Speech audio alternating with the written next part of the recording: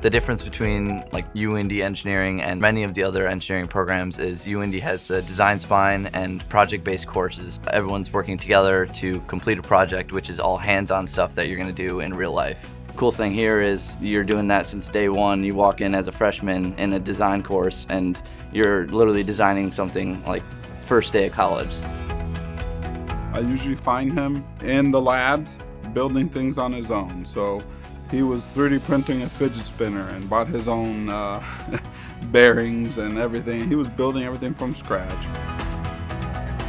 These past 2 summers I've been working for Woodward, which they're an aerospace manufacturer and for airplane parts. My first summer I was working in the assembly and test side of the building, which basically, if you think of building Legos being the airplane parts, I was the person writing the actual Lego instructions on how to assemble things.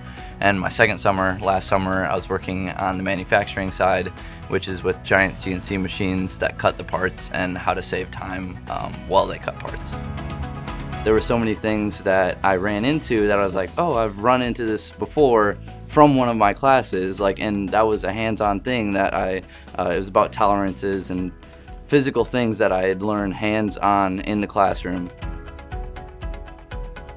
I kind of watched a bunch of videos on how to make an electric longboard, so I ended up making one of those. Bottom you have the motor, and then in the middle there's like all battery packs and everything to make it function properly. He's kind of like his own manager here when he's kind of creating these little contraptions and devices, but I think that he's going to be very successful from that point of view, and if he wants to go beyond that, I think he's very capable. Some people are very content staying there.